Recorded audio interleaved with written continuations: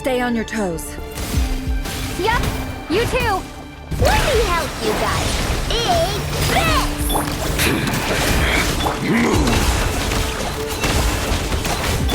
Leave this place.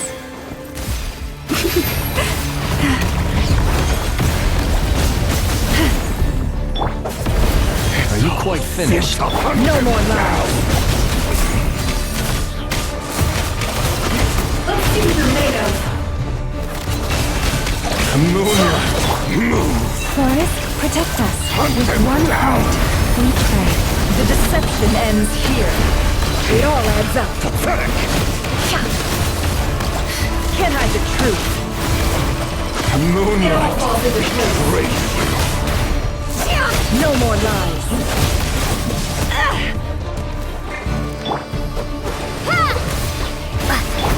Leave this place.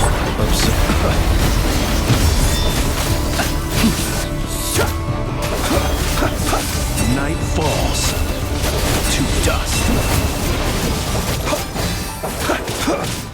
Move! It all adds up.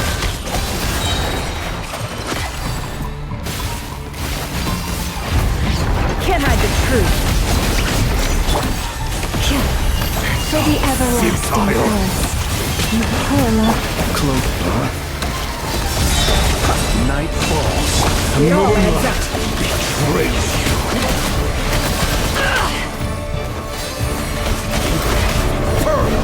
Can't.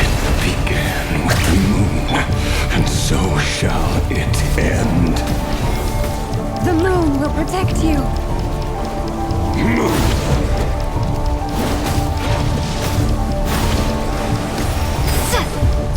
Do you see now?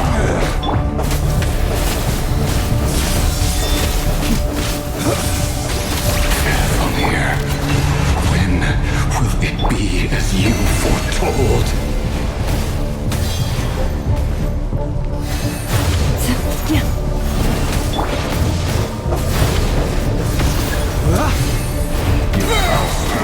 Welcome here.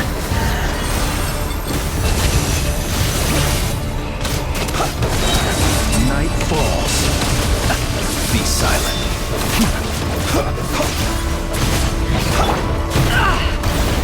Can't hide the truth. What a joke. Let's see what you're made of. The moonlight. Pathetic. By the frost moon hold. Forest, protect us. Seek within. No more lies. Can't hide the Futile. Move. Close your eyes. Keep your distance. The moonlight betrays you.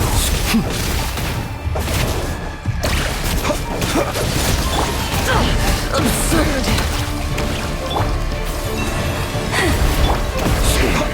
Pathetic! Hunt him down! Be silent. Close your eyes. To dust.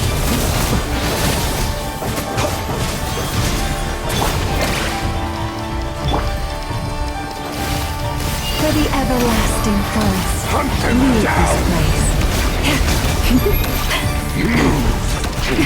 A grave Be silent. Close your eyes. Night falls. Observe. Night falls. Futile. The deception ends here. It all adds up. No more lies. Time to come clean. Your little game of heroics is over. Move. Who wants to go first?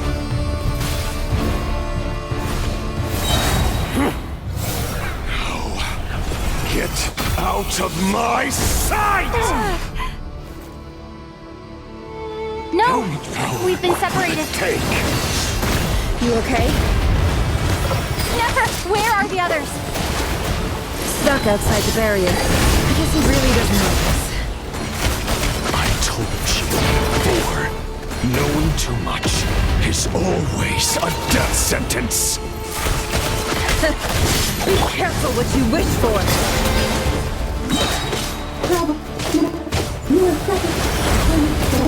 Lala! Can you hear me? Silence! Viruses are gone. But at least we know they're still there. We need to focus. Stick to the plan. Remember my most important task. Just stalling him. If I can stall him for long enough, the moment will come.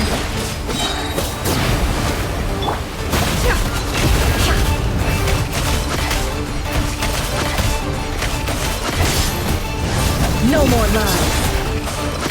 The mystery unravels.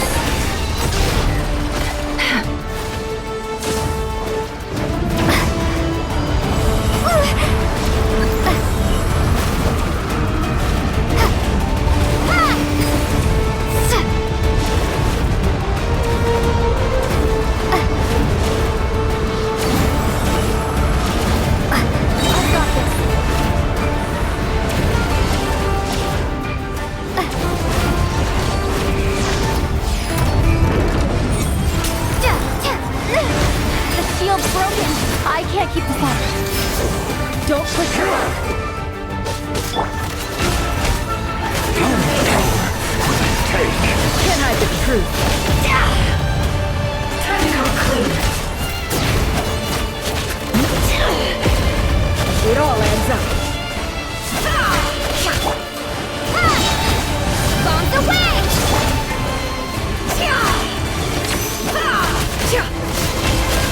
The deception ends here. Let's see what you're made of. Can't hide the truth.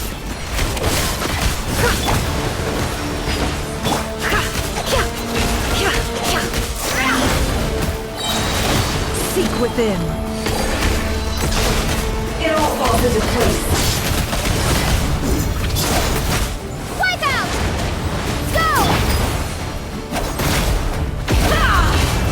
No more lies.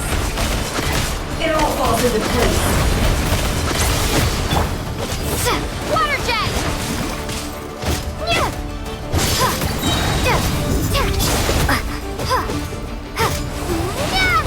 The deception ends here. It all adds up. Time to come clean. Fate!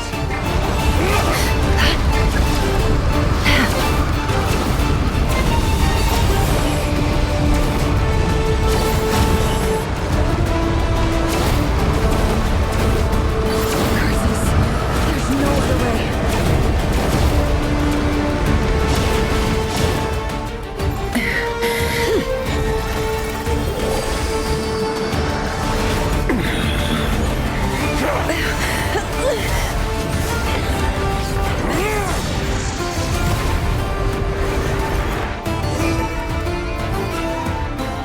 The only way to defeat Rarer is to borrow his own power.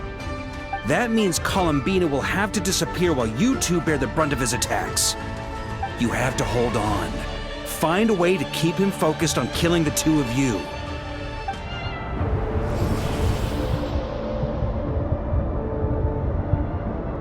Never! Your eyes are bleeding. Soon you will be powerless to resist. And then, I will reduce you to dust. But that dust will plague your memories. Come on, keep holding on. Any other tricks up your sleeve? Let's see them. As entertaining as they are, you've backed yourself into a corner. You don't fool me. I see your fear clear as day. I have to stoke his rage. Make him unleash everything. You fear what you could never defeat. You fear the thought of never being able to save your beloved. You cannot win the fight against fate, Rarer. Is that what you think? Well, now it's your turn to feel afraid!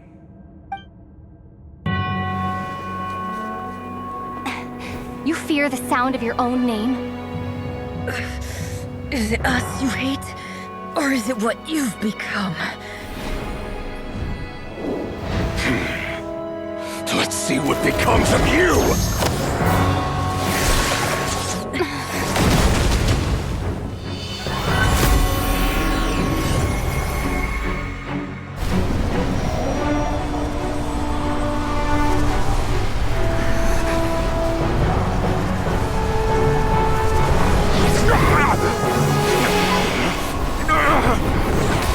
What's happening? That power. I've seen it before.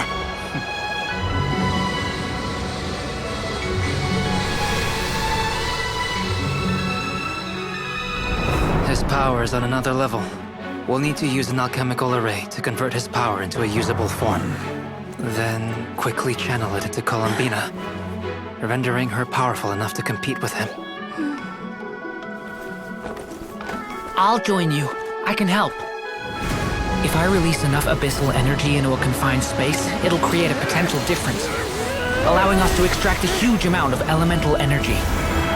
Next, I'll synchronize with everyone's minds using Pyro, then give you temporary access to their abilities and fields of view. But it won't last long. Can you see? Well enough. So, we have a student of Gold Rheindotter in our midst. How about that?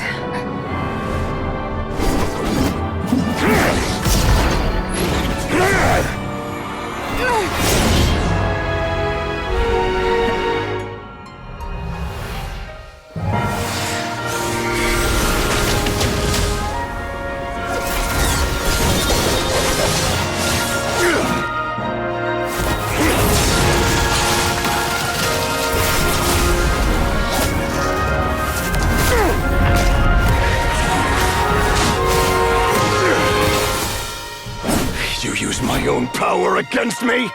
Just like how you stole Kuvaki. Look familiar?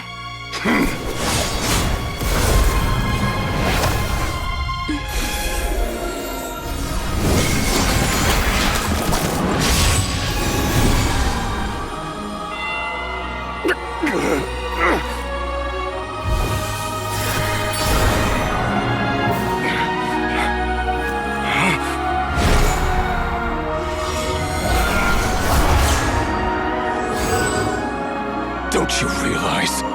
You don't have the power to hold that gate open! I don't, but someone else does.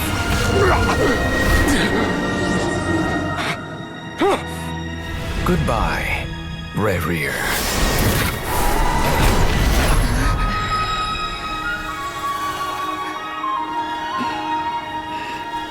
We won.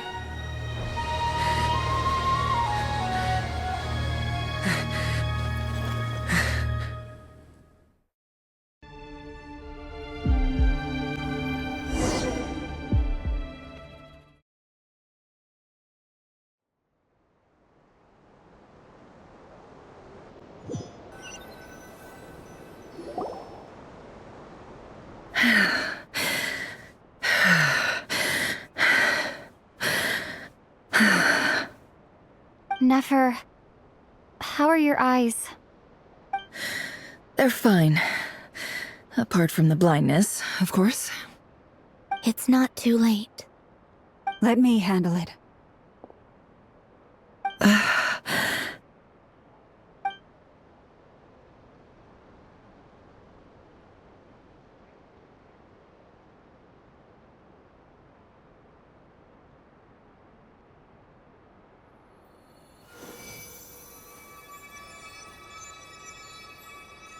Miss Nefer, it's not like you to lose your composure. That was the most reckless thing I've ever seen you do. Reckless how? The situation was critical. Our lives were at stake. We had to do something. Even so. Okay. I guess you're right. Under the circumstances, it was a wise decision. You traded your eyes for an incredible victory. In business terms, I suppose that's a huge return on investment. I'd be hard-pressed to argue otherwise. Still, I don't like this outcome, and I don't want you to lose your sight for good. People suffer when they make sacrifices they shouldn't have to make. Whether that means faith, strength, or in this case, your ability to even see. I had hoped you could win without sacrificing so much as a single hair on your head. Thank you. Really. All done. Don't try and open your eyes just yet. We'll see how you're doing in a couple of days. Until then, please follow your recovery plan to the letter. I'll send full details through Yehoda. For now, just get yourself home, relax, and rest. My dear friends, we have fought bravely and achieved a spectacular victory. A dark cloud has been lifted from the skies of Nod-Krai. All in this land will be grateful for what you have done.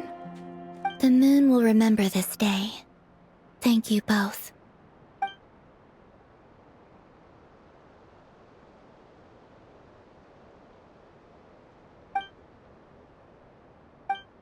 There's something I want to let you know. What is it? When Durin connected everyone's minds so I could access their powers, I also felt everything they felt. And since Nefer's eyes were injured, my eyes are hurting now too.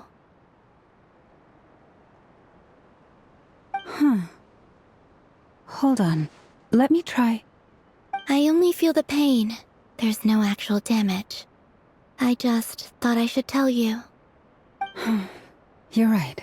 There's no damage. That's a relief. But I must say, I'm surprised to hear the Kutar share something like this with me. In the past, you never used to open up about yourself. Things are a little different now from how they were. I'm learning to share how I truly feel with my friends. Friends? You have no idea how glad I am to hear that.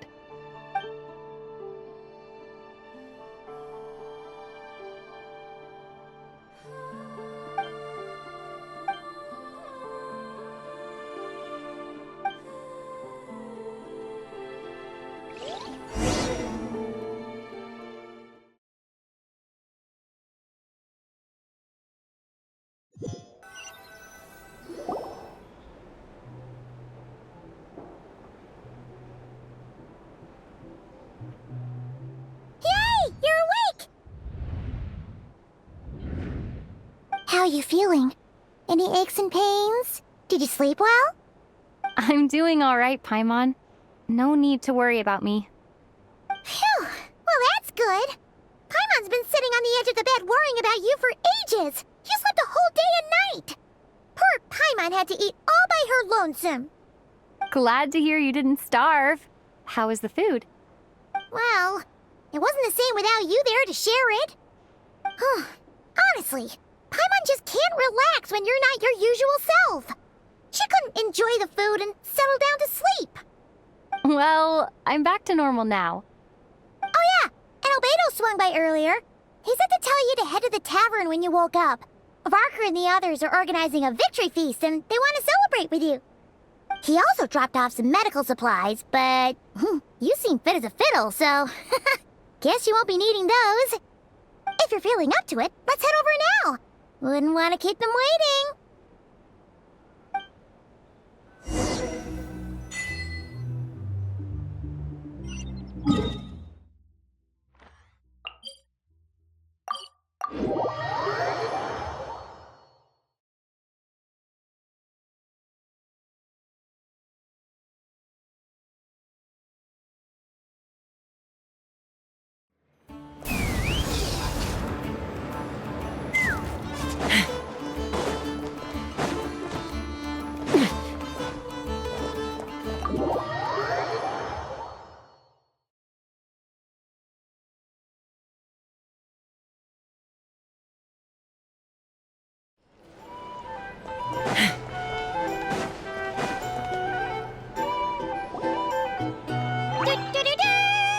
We're here!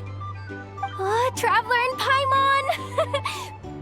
Perfect timing! We were literally just saying how there's no way we're holding this victory feast without you. any longer, and we would have postponed it till tomorrow. How are you feeling today? Much better, thanks. Don't worry about me. Relieved to hear it. If that changes, just let me know. Happy to check you over at any time. Yep, we're here for you. Anything you need, just let us know. Oh wait, where's Nefer? How are her eyes doing? Nefer's right over there. I'm sure she'd love to catch up with you.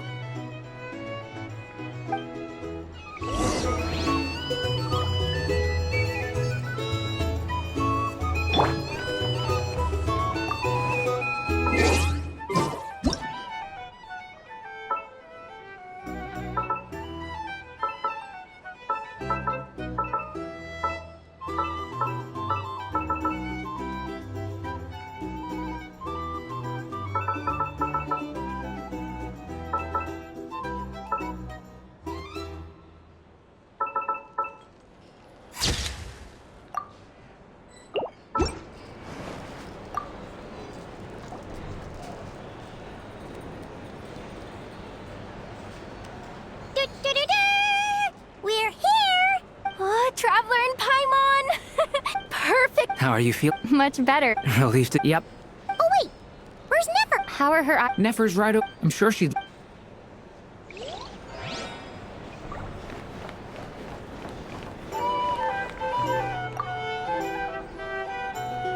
Hello, you. Recovered from the battle? Come on, what do you mean? Of course I'm gonna ask. I care about my friend's well-being. And we are friends, aren't we? Get yourself a drink. You've more than earned it. In fact, today, your drinks are on me. Lord Sangamabe's got you covered. Wow, really? What about Paimon? Has she earned it too? Has she? Please?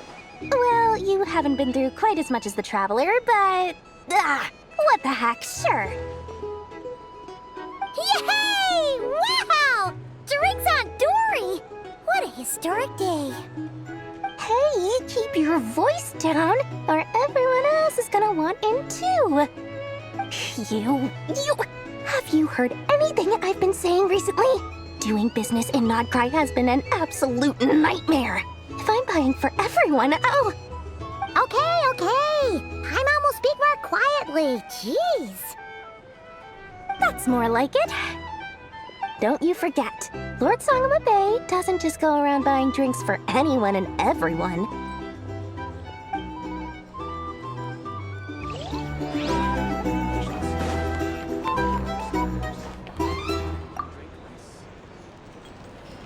I thought of 1,000 ways to congratulate you, but now you're here, words are failing me. The honorary knight stuns them speechless once again. Well said. The honorary knight showed us all how it's done. The other knights told me that Mondstadt was the first stop on your journey. All of us are truly delighted to count you as our friend.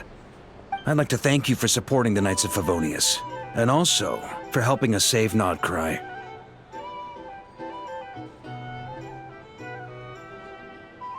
Nonsense! Of course I'm gonna mention it. This is more than just business. It's a relationship. And there can be no relationship without showing gratitude where it's due.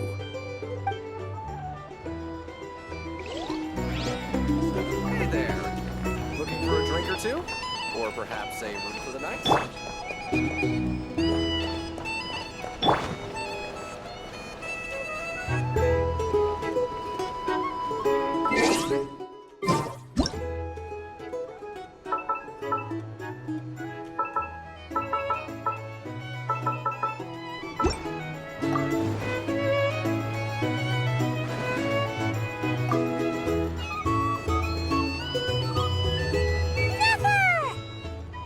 Traveler, Paimon, are you recovering well? Turns out that moon chanter has some real talent after all. My eyes were mostly recovered after just a couple days rest. I can actually open them again now. Yeah, but you gotta be careful. Lauma says not to strain your eyes while they're still healing. Yes, thank you. I'm well aware. Yehoda, could I borrow you for a moment? I could do with an extra pair of hands. Oh, sure. Coming. Did you hear that? I gotta go help Lauma for a second. You guys chat among yourselves. I'll grab us some drinks on the way back. Paimon, you still like 'em sweet? You bet. Make it extra sweet, because Paimon's earned it. Sure thing.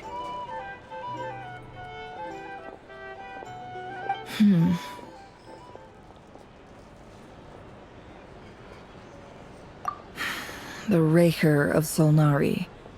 Kind of a snake, don't you think? No, definitely a snake.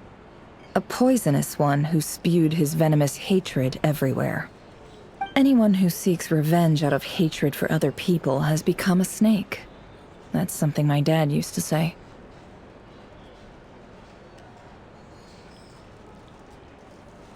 Perhaps. I'm sure it sounds like a very wise and open-hearted perspective to your ears. But me? I think hatred is a perfectly justifiable emotion. What else is left when everything you depended on in life gets stripped away? Something's gotta fuel that drive to keep on living.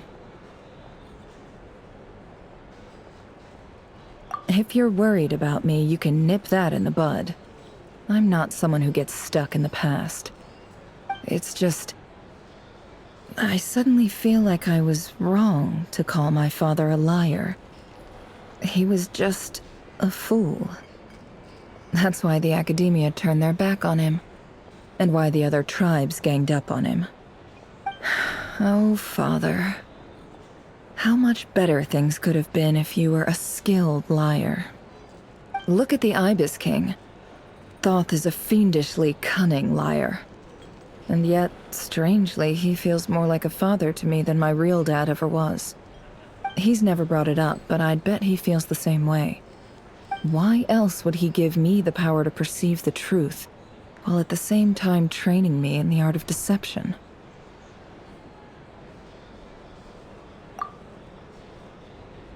Well, King Deshret banished him to Aru, which is essentially a prison, and posed 3 questions to him. He promised that he'd have his freedom if he could find the answers. His response was to take on a physical form and approach me, hoping that I could become his envoy and search for one of the answers on his behalf. Did he really think I'd fall for that? He's stuck there. He can't make me return what he gave to me. So that's enough for you to decide he's nice, is it? He's a prisoner, and he was scared. So he decided to perform some good deeds to win people's approval. He lives in fear because he's a deceiver.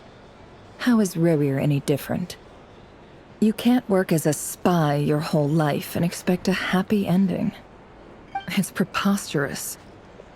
Yet I can't say I don't understand it. Liars live in the darkness of their own making, but it's still human nature to want to go on living. They say that a liar's soul is the most worthless thing in the world. What do you think?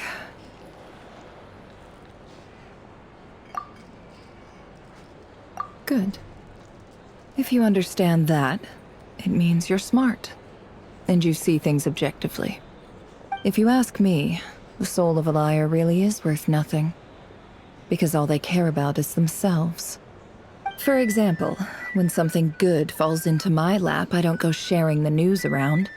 Stops other people trying to steal it from me.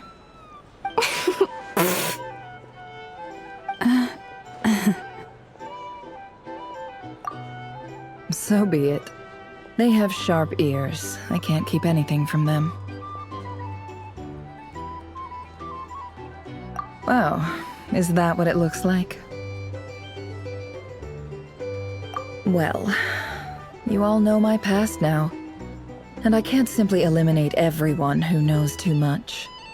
So I guess I just have to put up with you, for the foreseeable future at least.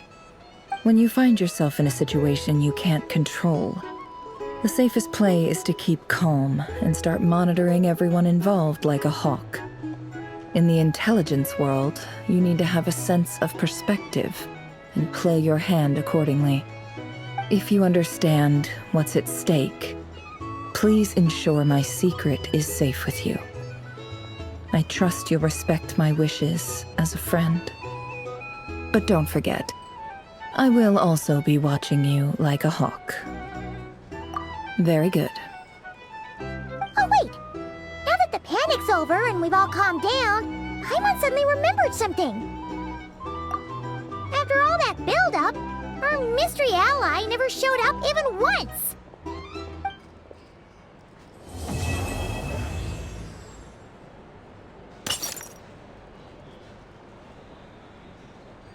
Huh? Am I imagining things?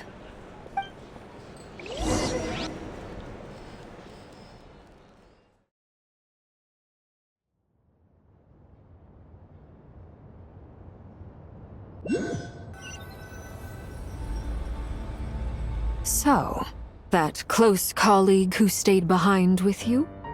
What's he been up to recently? Don't know, don't care.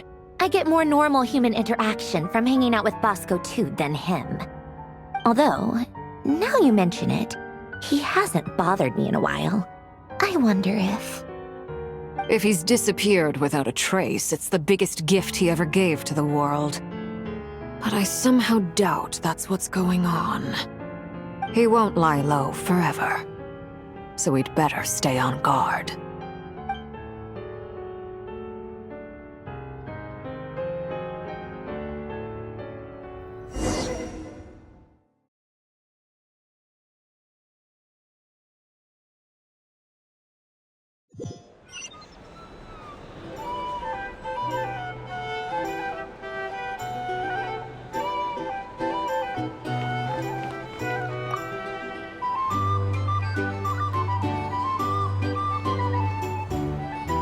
Ah, Lord Sangama Bay. How lovely to see you. I must thank you for the device you provided. It was an enormous help. Would I be right in thinking that it was developed by the Academia? Why come and ask me when you clearly know already? I mostly came to thank you. That's more like it. A little gratitude goes a long way with Lord Sangama Bay. Play your cards right, and you might even stand a chance of becoming my long-term supplier. The chance to work with such a kind and charitable investor as yourself would be a great honor for the Curatorium. Huh? Charitable? Who said anything about charity? First time hearing about it. Let's see. The first plot of land you purchased in Nod-Krai, your desert interests, and... Stop! What do you think you're doing? Exposing my investment history! It's nothing to hide from. They're all perfectly legitimate investments. And some of the land you purchased was with the intent of building a sanctuary? Yes, I heard about that too. How did you... You're a curious case, Lord Sangama Bay. You don't like people finding out about your good deeds, do you? But I'm afraid no matter how hard you try to keep things under wraps, where there's a will, there's a way. You did it for Sumeru, didn't you? It was empty land that was gonna go to waste otherwise. I figured if I built something there, it might at least get some use in an emergency. Disasters are capricious things. They strike without any warning. I've lost family to a disaster before, and I don't want to lose any friends or business partners if I can help it. My elder sister used to dream of finding a sanctuary. Somewhere with plenty of food, water, and medicine. Where everyone could live happy lives. It was something I looked into, but after discussing things with the Dendro Archon, I decided on a more effective strategy. The tech people handled the tech, and Moneybags provided the Mora. It just made the most sense. It's a pity that so few people know the truth about you. Everyone says that you view everything in terms of Mora, and all you care about is growing your own wealth. So, what's the problem with that? Everyone wants to be rich. It's human nature. So yes, I love Mora, and it's nothing to be ashamed of. But surely you have dreams of your own beyond just making Mora. You You don't get it, do you? My dream is to invest in other people's dreams. And, you know, make a nice little slice for myself along the way. Just thinking about it makes me happy. That sweet, sweet sound of Mora. Thank you. For the device? And the pendant. Oh, that. I was just returning a favor. Don't worry about it. Seems like we've both been away from home for a very long time. Yeah. So long that I barely remember what my family even looked like. That would be your mother, father, and sister? Yeah, though it's been years since my sister passed away. It's not like I want to forget them, obviously, but memory can be even more ruthless than the most calculating business person. Beyond a certain point, if something isn't helping you, it just gets rid of it. My sister can't help me now. Slowly but surely, her face is fading from my mind's eye. It's become a vague impression. Not everything will fade. When loved ones pass away, the beautiful memories are the ones that last the longest. Yeah, that's true. If you ask me, that's the one silver lining in all of it. Well, that, plus, I'm sure that life is much better now than it was back then. Oh, absolutely. I have tons of Mora, a big beautiful house, business is booming, and I'm as happy as can be. You've got a lot going for you too. Boss of the Curatorium of Secrets? I'm sure there's plenty of Mora to be made in that line of work. I appreciate the vote of confidence.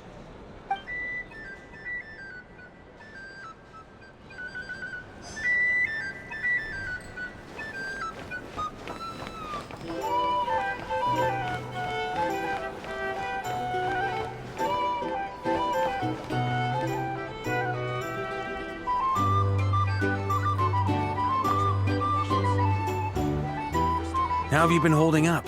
Any adverse reactions? If you start to take a turn for the worse, make sure you tell me right away. You don't need to worry about me, Grandmaster. I'm fine. I mean, I barely did anything, so... What? You're too humble, young man. You played an indispensable role in the battle for Nod-Krai. We can't thank you enough for your support. Sometimes, when people praise you, it's because you deserve it. The best thing is to accept it calmly and with grace. It's important to learn how to respond to words of admiration. Let's do a quick demonstration. Albedo, that was an incredible feat of alchemy. The pressure was on, but you worked flawlessly at lightning speed to get the job done. Thank you. I can't take all the credit, though. Durin played a big part in forming the alchemical array. See? Did you catch that? A masterclass in how to take a compliment. Okay, yeah. I did work pretty hard to help prepare for the battle. No point denying that. Hey, you guys! Hey, look who's bounced back. Looking good, Traveler. Seems like you've recovered. You won't need to take any more medication. Can I get you a drink? Huh? You know how to order at a bar now? You've sure learned a lot recently. Handling a drinks order is ridiculously simple compared to alchemy. Don't worry, I'll blend into society yet. Paimon believes it. You're clearly a fast learner, just like your brother. To be totally honest though, Paimon didn't quite follow all the details when you first explained the plan to us. Don't worry, that's completely understandable. Unless you're a student of alchemy, it's hard to grasp the principle and how the process works. To put it in the simplest terms, we saw how our enemy stole the power of Kuvaki. And that gave us the idea of stealing his power to turn it against him. When facing an enemy you have no hope of defeating, it's best not to engage them in battle. So, instead of looking for a way to overpower him, we decided to help Columbina get strong enough to at least stand up to him in a fight.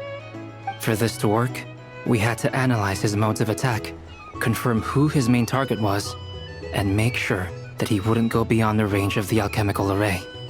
For added security, we prepared a total of 4 arrays.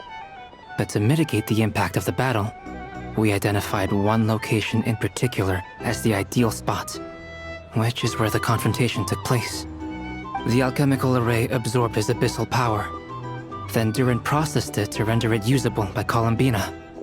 That power enabled her to do what would otherwise have been nigh on impossible. What surprised me was that Dainsleif actually agreed to join us. Given his history with Rerir, he had every right to sit this one out, but we're extremely grateful for the decision he made.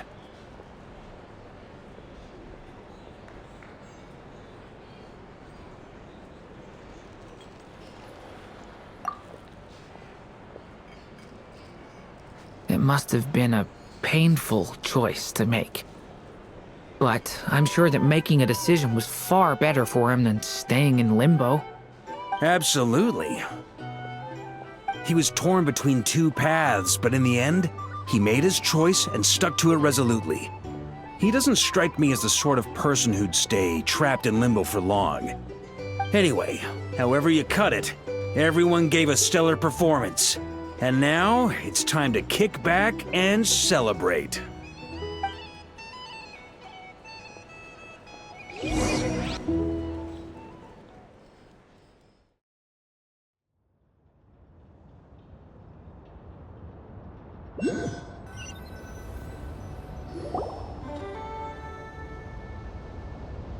That's the only reason you're here. Yes. I've thought a lot about it. And I've realized that you, me, and Arlecchino should be friends. I think this is very important. So I felt I had to come and tell you. Well, this is a new one. I'm so moved. I can't even hold my teacup. If that's all, you can leave now. Do you not want to be friends with me? Or is it that you prefer being co-workers? What is this, Columbina? Are you deliberately testing my patience threshold? Right now, my politeness module is active. But if you say another word, I swear I'll shut it down. If your politeness module was active, wouldn't you say the word please at some point? Polonia, please see Lady Columbina to the door. Will you still invite me to your next tea party? What? Yes, I think you will. Bye-bye, dear Sandrone.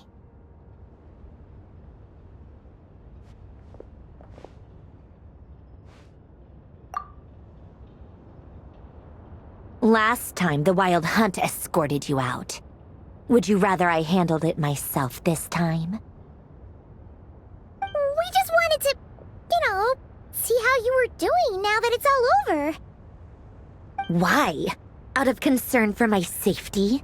I hope you didn't seriously think that the Rayhir of Silnari would be able to lay so much as a finger upon me, given how prepared I was. Mostly because you kind of helped us out, so we just wanted to check you were okay. Looks like all your robots are fixed, huh?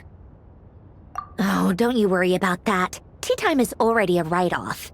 The visitor before you managed to kill my appetite. If you're in the mood for tea, go ahead and help yourself. Otherwise, it's going to waste. My coasters are still missing in action, though. Use this notebook instead.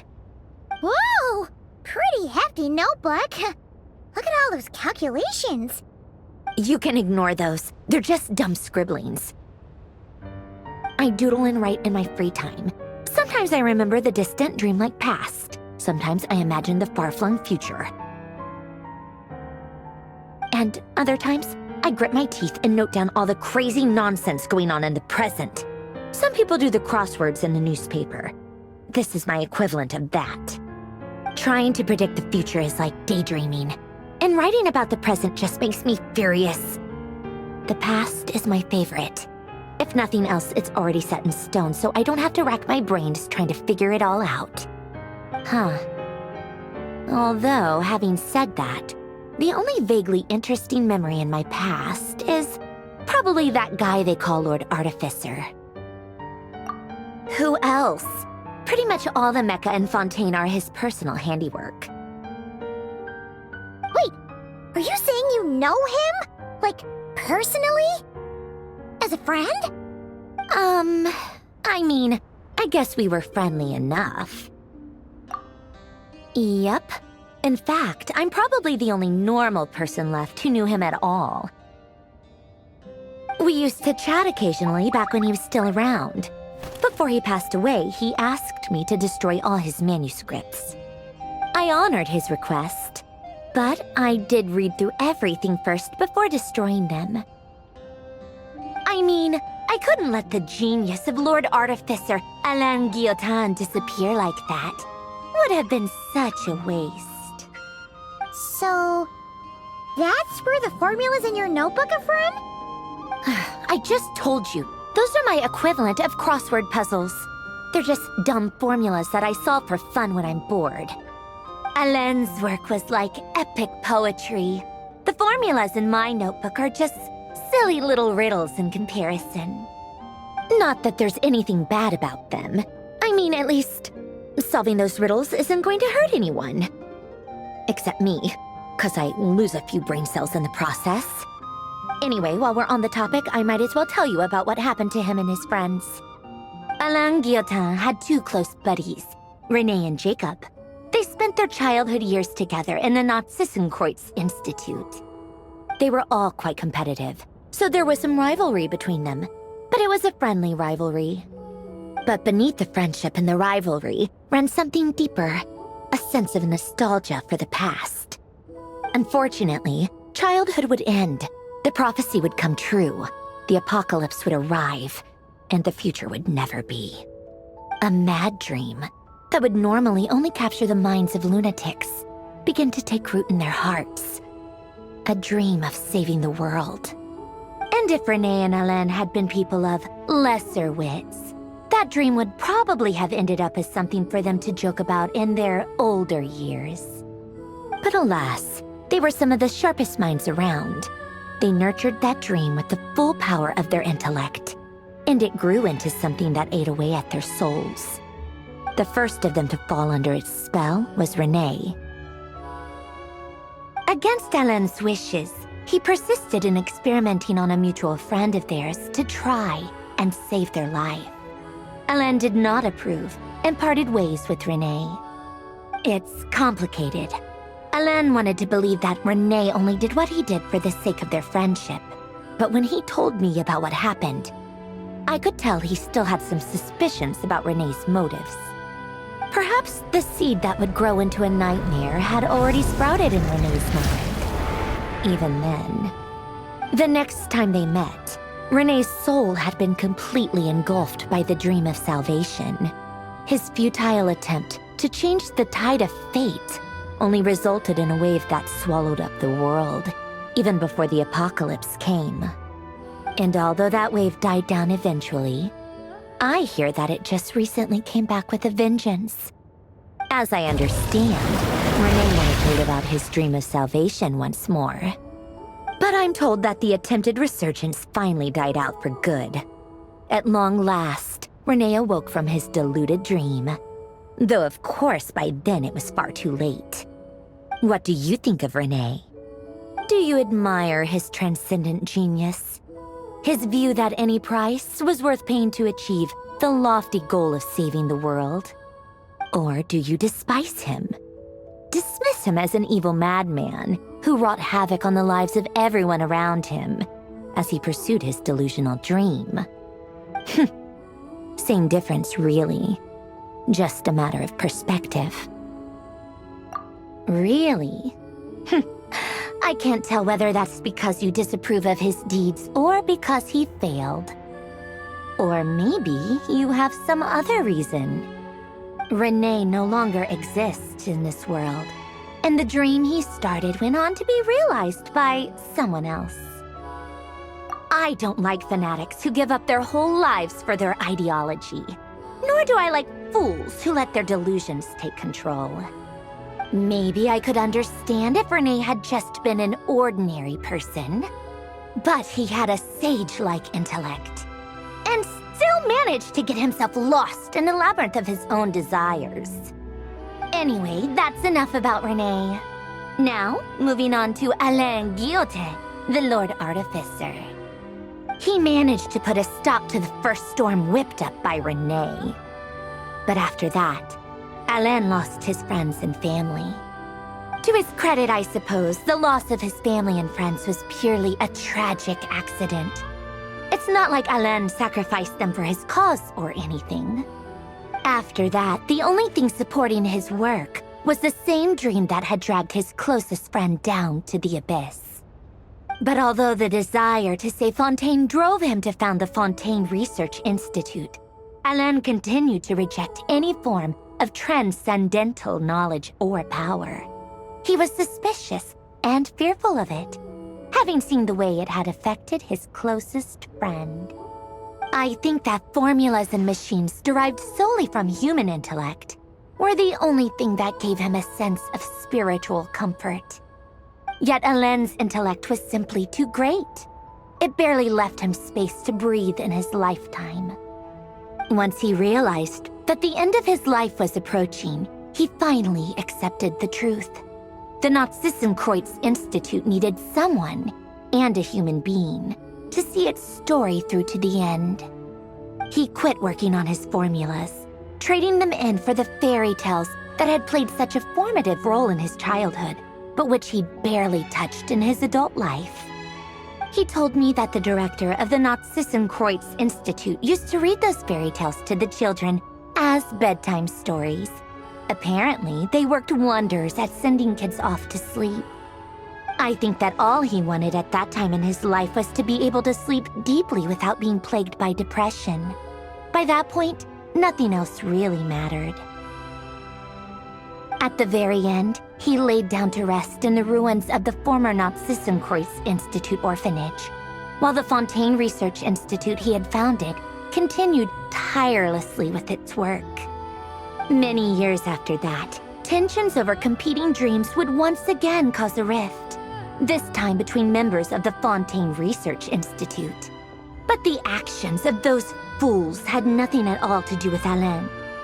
And that is the story of two people from the Nazi-Kreuz Institute who both wanted to save the world. One went all in on his fantasy of salvation without ever looking back, and ended up calmly sinking to the bottom of the deepest sea. The other sought desperately to burn bright in his life, even though he wasn't sure where he was going. I do sometimes wonder, why is it that people like them have such grand hopes of saving the world? Even the grandest tree starts as a tiny seed. So perhaps, for each of them, their mission to save the world began with a very simple desire: to save themselves. They were young children with friends and family who mattered to them, desires to explore the meaning of life, ambitions to have a successful career. They didn't want to see all of that taken away in one fell swoop. Or maybe they just wanted to find something to anchor themselves within the chaos, to stop them getting quietly swept away by the storms of life. But instead, the search for their own salvation took them down the rocky road laid out by fate.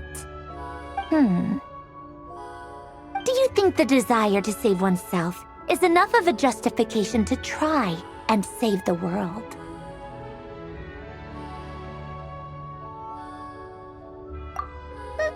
The way you said that sounded just like Alain. I asked him the same question back when he was in his prime, putting all of his energy into his work. He gave the exact same answer as you did. No elaboration, just a quick short answer before getting right back to his work. He was always that way. All right, tea time's over. I owe Arlecchino a favor for telling me these stories. I'll have to bring a whole sack of gifts the next time I visit the House of the Hearth.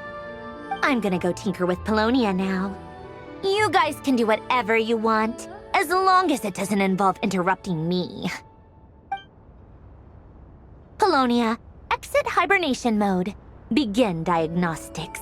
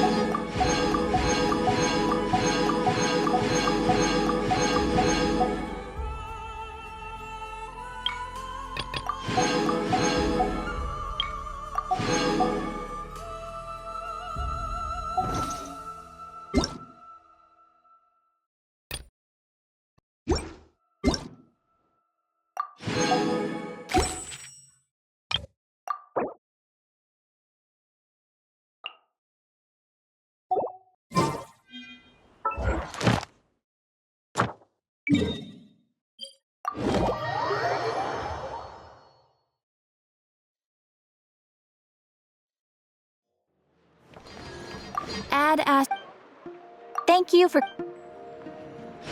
Add Astra...